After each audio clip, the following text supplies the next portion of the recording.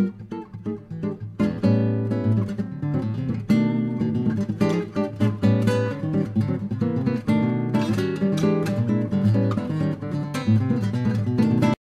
have the 1.5 heads of cabbage.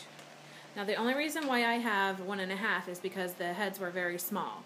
You can use one head, a big one, and get away with it. I just like to make a big batch of this because I like to have it for lunch the next day or whatever. So I have 1.5 heads of cabbage.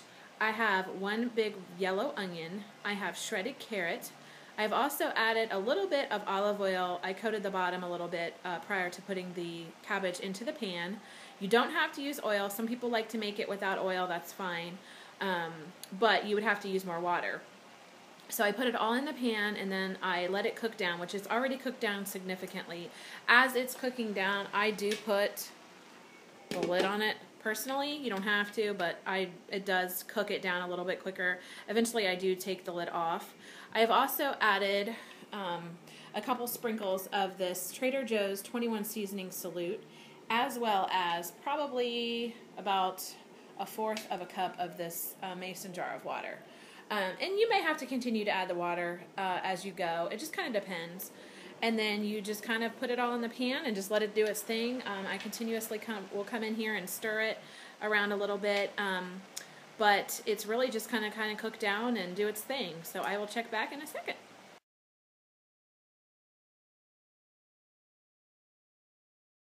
You can see that it's cooked down a lot. It's been about 15 minutes, I think. Maybe not that long. But it's cooked down a lot. I also wanted to add that I didn't say before, you don't have to use olive oil and water. You can use, if you prefer chicken broth or vegetable broth or beef broth or whatever you want. This is just how I make it. The original kind of idea for this recipe came by my mother-in-law's recipe. She used to make this with bacon grease. And I don't think she had the carrot in there, but she had the cabbage and the onion in bacon grease. Yeah, it was delicious, but very fattening. So I kind of just, along the way, came up with this recipe, modified it in a little bit of a healthier way. So anyhow, this is cooked down somewhat, so we will just keep watching it. So it is now finished. I like it a little mushy, like it is in here. You don't have to let it go this long. If you like it a little more kind of still having some bite to it, I like it to be mushy. I just like it that way. So that is what it looks like when it's finished, and I will plate it up and show you how I eat it. So I like to put it in a nice, good sized plate. Put a couple spoonfuls of the cabbage in the plate. Now, different options here. I actually like all of these options, and you can really do them all together if you want to, or you can do them separately or whatever.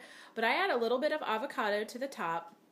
I like to sprinkle a little bit of the nutritional yeast. I don't know if anyone has ever tried nutritional yeast. It is a seasoning that makes things taste cheesy, but it's not dairy, so it's a very nice option. I use this Bragg's nutritional yeast. It's delicious. I put it on popcorn, I put it on potatoes, I put it in a lot of things, and it literally just makes things taste cheesy, but it's non-dairy. Sriracha sauce and then soy sauce. Now, again, you can just do one or the other, but I am going to add to mine today. I'm going to add all of this, I think.